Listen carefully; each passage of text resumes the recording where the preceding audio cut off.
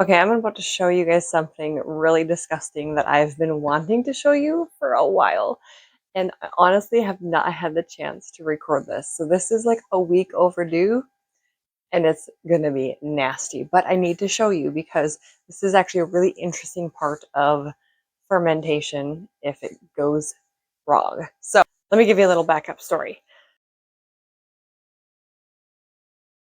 If you've been here for a while, you know that I keep a sourdough starter on my counter and I bake a lot with sourdough. I make sourdough bread and all kinds of different sourdough recipes. So every year in the springtime, I do throw away my starter and start fresh. So we are at the point where I'm going to be throwing this away, and I knew that. And so I kind of wanted to do a little experiment with it for you guys. So I do have like a little post-it on here for my family. It says, "Don't open, experiment happening." Because what is happening in here is, so I let my starter sit out on the counter and I didn't feed it and I didn't really give it much attention at all. I didn't stir it, I didn't do anything to it. I did notice that it started to develop a little bit of hooch initially, but not like the liquidy hooch that we normally see, and I'll show you an example of that in just a moment. But it was actually more along the sides, and some people think that that is mold.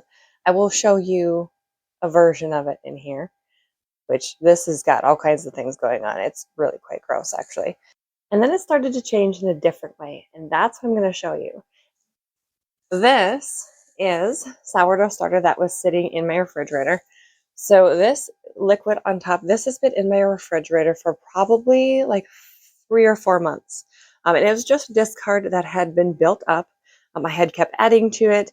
I didn't end up using it, and it just sat there. And now it has this liquid on top called hooch. You can stir that in, or you can pour it off. It does have a sour flavor, but there's nothing wrong with it. It will kind of make your starter, because underneath here is really thick, it will kind of loosen it up a bit for you and make it easier to incorporate a new feeding into.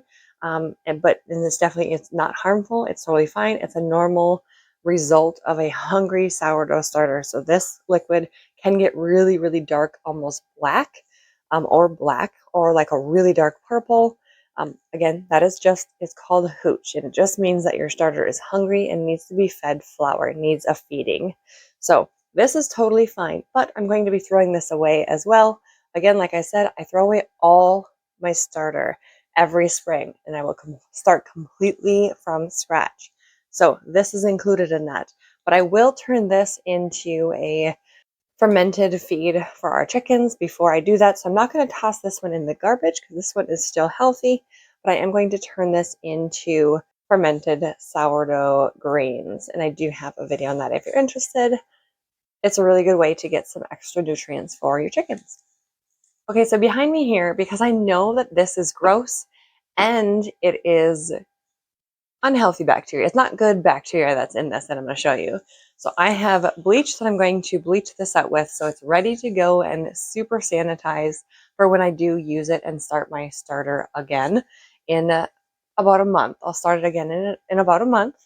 And I'm going to discard it, not down my drain, because you can totally, not only is it bad to pour down your drain any starter because it's so thick, and it can just cause some issues with your drainage. But obviously there's a bad bacteria in here. I don't really want that in my drains or in my septic system.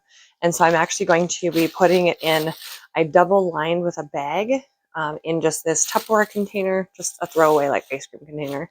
We're going to put it in here, seal it up, and toss it actually in the garbage can. I'm not going to do anything with this because it has unhealthy bacteria in it. So if you're familiar with sourdough starter, you know that as your culture grows, when you're first starting it, the first like 7 days or so, it's just starting to collect that wild yeast in the air, and it's developing bacteria, but it's not necessarily the bacteria that's going to raise your bread yet. It's really trying to stabilize itself. And there's a whole like nitty gritty to that. It's quite fascinating. But once you have a starter established, you have healthy bacteria in there that helps to keep it healthy. And so that good bacteria will fight off any bad bacteria as long as you're feeding it regularly. Now, because this one was completely neglected, the bad bacteria was able to take over and it has grown some craziness. Are you ready to check it out? Have I led you on long enough? I think so. Let's dive in and see what this looks like.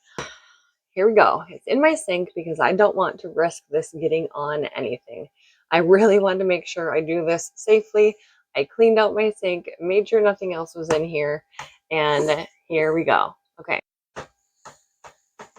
check that out.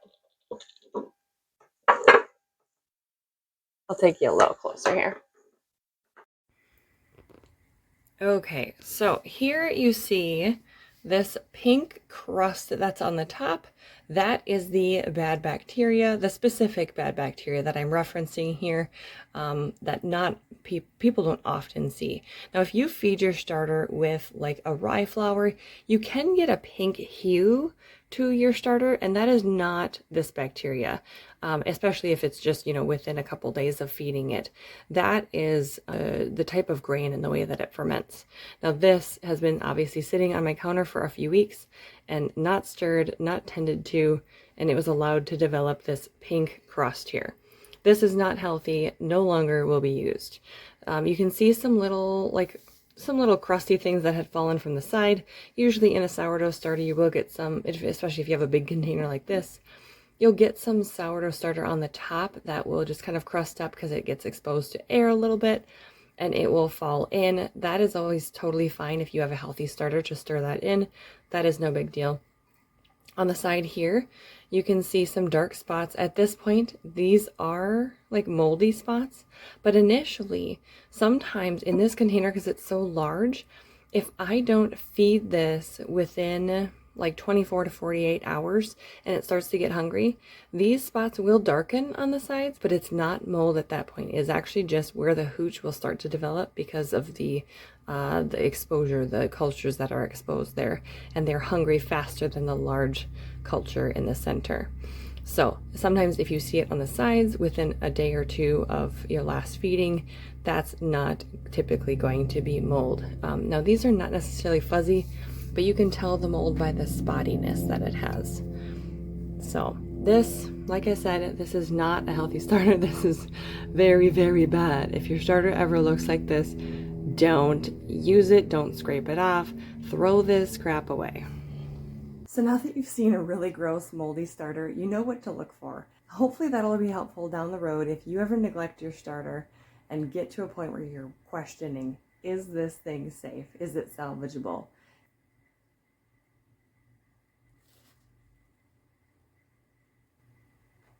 Funny thing is actually underneath it, it still looks pretty healthy.